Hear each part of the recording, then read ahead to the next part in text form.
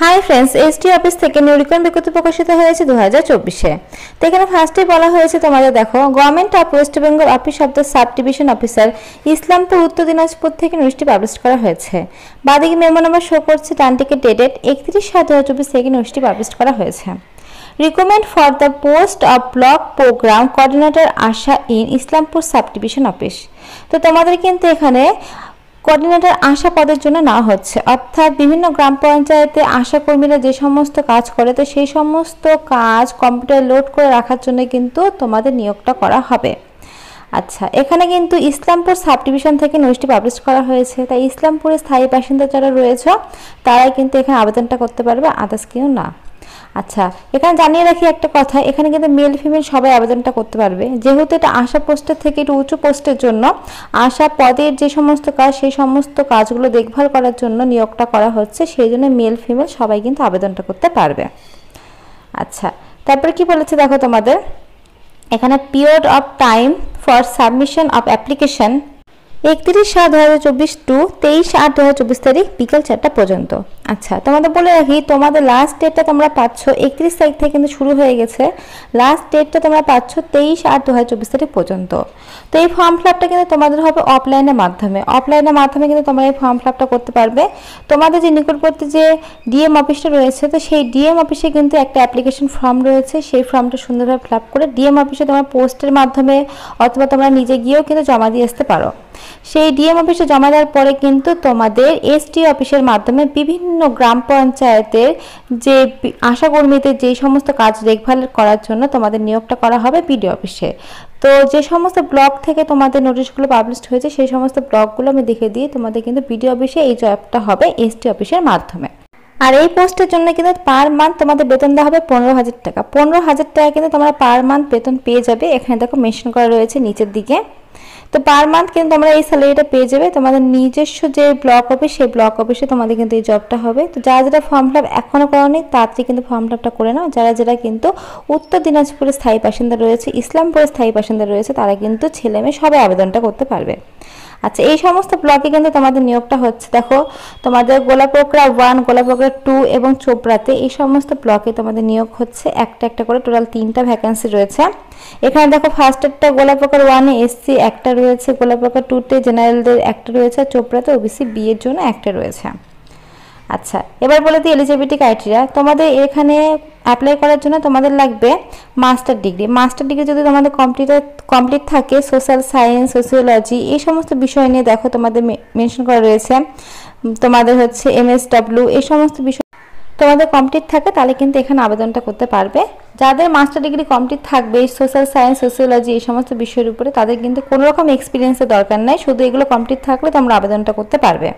আর যাদের কমপ্লিট নেই master degree, তাদের ক্ষেত্রে বলে রাখি, যারা বিএ পাস করে রয়েছে, যারা আর্টস, সায়েন্স, কমার্স নিয়ে, তাদের ক্ষেত্রে কিন্তু 2 বছরের তোমাদের এক্সপিরিয়েন্সটা লাগবে। দেখো এখানে মেনশন করা রয়েছে 2 বছরে তোমাদের এক্সপিরিয়েন্স লাগবে। দেখো এখানে বলে দিয়েছে তোমাদের হেলথ প্রজেক্টের উপরে, তাহলে তোমরা এখানে আবেদন করতে পারবে। সঙ্গে নলেজ লাগবে তোমাদের MS অফিস, ইন্টারনেট এই সমস্ত বিষয়ের উপরে।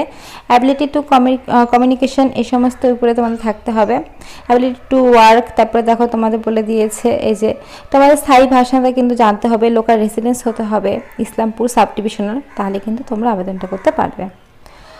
আর এজ লিমিটটা দেখো বলেছে তোমাদের কিন্তু 18 থেকে 40 বছর পর্যন্ত তোমরা আবেদনটা করতে পারবে, মানে সব 40 বছর পর্যন্ত তোমরা আবেদনটা করতে পারবে 1/1/2024 তারিখ অনুসারে। আর এর উপরে কিন্তু বয়সের ছাড় তোমরা পেয়ে যাবা।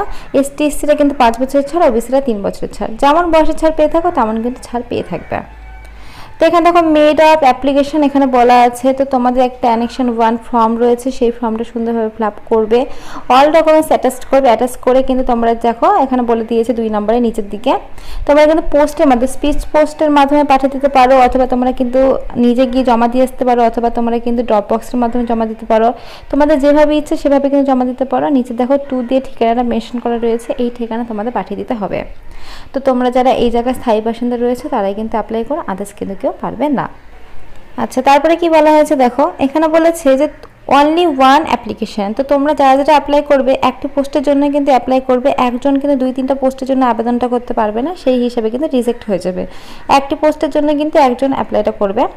মেড অফ সিলেকশন, তো তোমাদের ফার্স্টে এখানে দেখো তোমাদের বলে দিয়েছে তোমাদের কিন্তু ফর্ম ফিল আপ করতে হবে। ফর্ম ফিল আপ করার পরে কিন্তু তোমাদের এক্সাম ডেট দেওয়া হবে, সেই এক্সামটা হবে, সেই এক্সামটা হওয়ার পর তোমাদের মেরিট লিস্ট বেরোবে।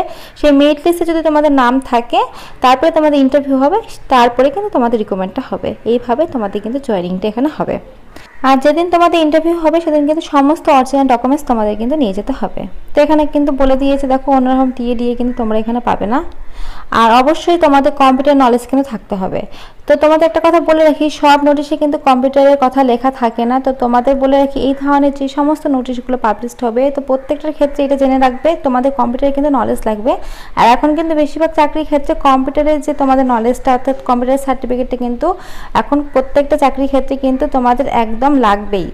তো সেই ক্ষেত্রে যারা যারা এখনও করোনি কম্পিউটারের কোর্স তারা কিন্তু খুব তাড়াতাড়ি করে নেবে, 6 মাসের বা 1 বছরে তোমরা যেটাই করো করে কিন্তু রাখবে, কারণ প্রত্যেকটা চাকরির ক্ষেত্রে কিন্তু এখন কম্পিউটার নলেজটা ভীষণভাবে তোমাদের দরকার।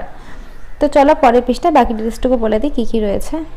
এখানে দেখো যে সমস্ত ডকুমেন্টস তোমাদের লাগবে সেই সমস্ত ডকুমেন্টস কিন্তু এখানে মেনশন করা রয়েছে। তোমাদের মাধ্যমিক অ্যাডমিট, তারপর মার্কশিট, উচ্চ মাধ্যমিক অ্যাডমিট মার্কশিট, তারপর তোমাদের যতদূর কোয়ালিফিকেশন যেগুলো আমি বললাম সেগুলো সমস্ত কিছু দিবে। মাস্টার ডিগ্রি তোমাদের হচ্ছে মার্কশিট, গ্র্যাজুয়েশনের মার্কশিট, কম্পিউটারের নলেজ সার্টিফিকেট, স্থায়ী বাসিন্দা তোমাদের কিন্তু লোকাল রেসিডেন্সের প্রুফ যেটা Aadhaar card, voter card, PAN card যেটা দিতে পারো, তারপর তোমাদের কাস্ট কার্ড থাকলে সেটা দিবে, ছবি। তো এই সমস্ত ডকুমেন্টস কিন্তু তোমাদের ফর্মের সঙ্গে দিতে হবে এবং ফর্মটা কিন্তু খুব সুন্দরভাবে তোমাদের ফিল আপ করতে হবে। তো চলো এবার ফর্মটা তোমাদের দেখিয়ে দিই, অ্যাপ্লিকেশন ফর্মটা কি রয়েছে। আর আমি ডেসক্রিপশনে লিঙ্ক দিয়ে রাখবো, তোমরা চাইলে সেখান থেকে কিন্তু নিয়ে দেখে নিতে পারো। তো এখানে দেখো এক্সট্রা আরও ডিটেলস কিন্তু লেখা আছে, তো তোমরা এগুলো পড়ে নেবে। তো চলো এবার ফর্ম দেখিয়ে দিই। এই হচ্ছে অ্যাপ্লিকেশন ফর্ম। এই ফর্মটা সুন্দরভাবে ফিল আপ করবে, টান দিকে একটা ছবি লাগাবে, অল ডকুমেন্টস অ্যাটাচ করবে। অ্যাটাচ করে কিন্তু তোমরা চাইলে পোস্টের মাধ্যমে অথবা তোমরা নিজে গিয়েও বা ড্রপ বক্সের মাধ্যমে তোমরা জমা করে দিতে পারো তোমাদের যে লোকাল ডিএম অফিস রয়েছে সেই ডিএম অফিস। তো সেই ডিএম অফিসে জমা করলে কিন্তু পুরো প্রসেস তোমাদের কমপ্লিট হয়ে যাবে। আর এসটি অফিসের মাধ্যমে কিন্তু বিভিন্ন ব্লকে তোমরা এই জবটা পেয়ে যাবে, মেল ফিমেল সবাই করতে পারবে।